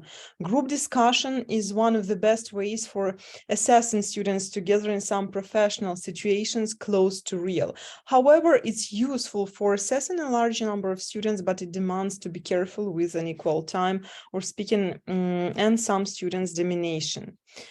Synchronization is defined as two or more activities happening at the same time and doing together with students and teacher. It's vital in the online teaching and learning environment, as it allows to accurately monitor students' progress in the comprehension of the concepts and also to monitor students' frequent mistakes that can often occur during the leading process. Synchronous learning is an important tactic to stimulate and enhance collaborative learning and interaction among students. Each student can instantly see his/her classmates' responses and answers to specific questions and compare the similarities and contrasts among the others' thinking and process. This navigates to diversity, cross-disciplinary and cross-cultural comparisons, especially during the class discussions and common work. Such a way, it encourages active participation as more students can answer questions at the same time orally or do activities by using chat and other tools, which we know. While several students answer a question at the same time, synchronous learning blends the individualized and collaborative learning. Thus, it promotes equity and diversity and reinforces the balance between leading and following, as it gives all the students chances to participate, present their points of view, and compare their points of view with the professors and their classmates. Using technologies effectively to implement effective communication and synchronization in studying professional English online, we successfully expand the diversity and international horizons by attracting different groups of students, not only Ukrainian, but I would say students from other countries. As a conclusion, we pay attention that during synchronous learning of professional English, we need to overcome some difficulties of learning a new language distance. Students should have a clear schedule and manage their time, know virtual learning platforms well, and we should show them how to work with them, give clear instructions, know how to do online tasks and send messages in chats in different tools, make projects and presentations, and know which skills they will develop, and post on discussion board, enable their microphone, etc. So in such a way, we have to provide how to do videos and guides when appropriate, set clear expectations, and at the beginning of each online course and live live class session, give clear instructions, give samples of work, communicate with students where messaging, feedback, discussion platforms, individual class meetings and or individual conferences, give samples of tasks, as I said. In this way, we can help students to overcome the difficulties of synchronous professional learning and using modern technologies. And thank you so much for your attention. If you have any questions, please ask. I tried to be short and not to take a lot of your time. Thank you. Thank you, Oksana. Thank you for your presentation. Thank you so much. Does anybody have questions? Yes, if you have any questions, you may write them. May I ask, just thanks for your report, but I'd like to know which of these online activities are preferable in your groups? I would say I use all of the online activities from time to time. Speaking about platform, we all use Zoom, but with some groups I was using Microsoft Teams. And of course, I'm trying to make my lessons not like... I'm trying to do the variety of tasks and the variety and use all the tools which we can use. I use Miro, I use Kahoot, and what else? Of course, I use YouTube, even TikTok, as I told you. What else? Let me see. I've been working with that, and some platform I should find and show it, but not now. So as much as I can. And of course, I can make short videos for my students with instructions how to do presentations, because we've been talking about such a question like how to motivate students.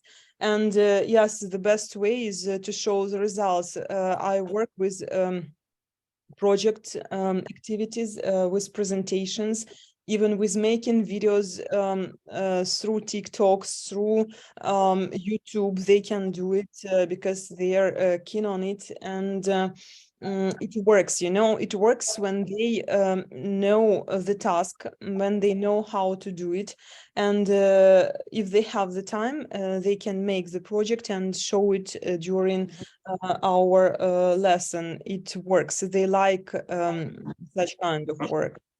Even making videos, even making YouTube videos. First, it was challenging, but then they decided it would be good for them, even better than just doing some tests or doing some tasks. So all interactive tasks work quite good, and they are resultative. Something like this. Of course, discussions, of course, working in groups.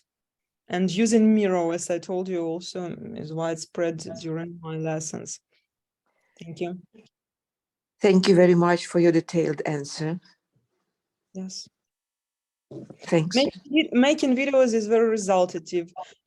Even if this is a part of a project, it can be like only a part of a project. They can make presentation, they can make video and put it into the presentation, and all of these will be like just whole project. But you see that they like making videos for Instagram, for TikTok, for everything. They will do it for you. Okay, thanks. Yes. Any other questions, please? And of course, making quests for their classmates. It's a little bit challenging, but it works. Okay, thank you, Oksana. And what about quests? It's something like you write, like find this, or something else? No, like when we work with a topic, with one of the topics, when we're passing something on, or when they have a project, they can present the project and say their classmates what to pay attention to via presentation. and then they can make a game after presentation. They can make a game, they can play a game, or they can ask them something, or they can make a quest, and they can make even tests for their classmates, and see the results of their work, like how attentive they were, how did they understand their presentation, how did they understand the topic, like this. Because for students who are presenting their project is also interesting. The feedback is interesting. They are wondering if the classmates understood the topic, understood them. So like this, they can play a game even, they can ask questions, they can make tests, they can make quiz. It depends. They want to have feedback. They want to have their feedback. Thank you. Yes, so it's something like peer assessment or formative assessment made by students themselves. Great. Yes. Thank you. How do you work with Miro? Yeah. Svitlana, it's just another topic, and I would say it can be a webinar. I was learning how to work with it for a long period of time. It's a little bit challenging. It's not very easy. You can Google Miro, you can find it in internet, but definitely you should, I think maybe I will ask one person to have a special webinar how to work with Miro, because it needs a lot of explanation. But is it some kind of presentation, or it's similar to Mentimeter? Or what can you do with this app? It can be presentation, it can be chatting, it can be playing games, it can be even chatting, not even chatting, even testing their writing their answers, playing games. I told they can write the answers, they can make some, they can do some tasks, they can show some presentations there. But not with presentation. Mostly we do some tasks there, and we can watch video there, put some moments from video, a lot of functions, but you should know how to do it technically. Technically, it's not very easy, truly say. A lot of moments. So you mean it's something like everything in one? You can download the video or paste a link. You can create a game, create a quiz, create some interaction. Yes, I can put almost everything there, but truly say it's better to Google, to find the video in YouTube how to use Miro technically. Technically, it can, I can do everything with it. I can do everything with it. Tasks, games, I can put like everything there. I can print everything there. I can use it like a board, just like a board, and every person can write there. I can construct my lessons there. And so it's interesting. It's interesting. Thank you, Oksana. And we should have the webinar how to use Miro. I think we also have Zoom, and Zoom is also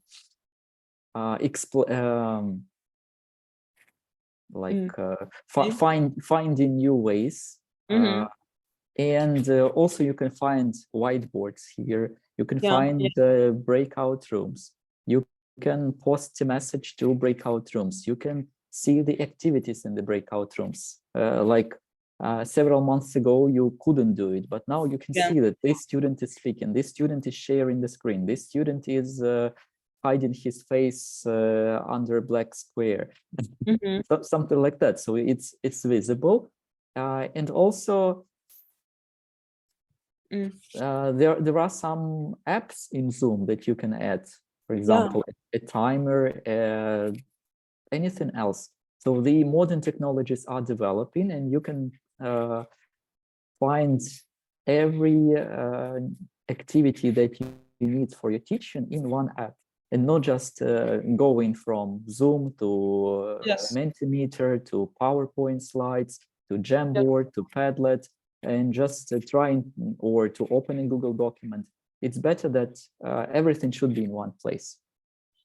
Yes, it's great. I totally agree with you. Mostly, it's the most simple way to work, truly say, and we are trying to do everything simple. Yes, Thank it's you. the most simple way to work. But if we want like to play with them, like to show something else, to work somewhere else, because you know it's about motivation and about giving them something interesting all the time, because it's a little bit hard to keep their attention, to keep them in tonus, you know.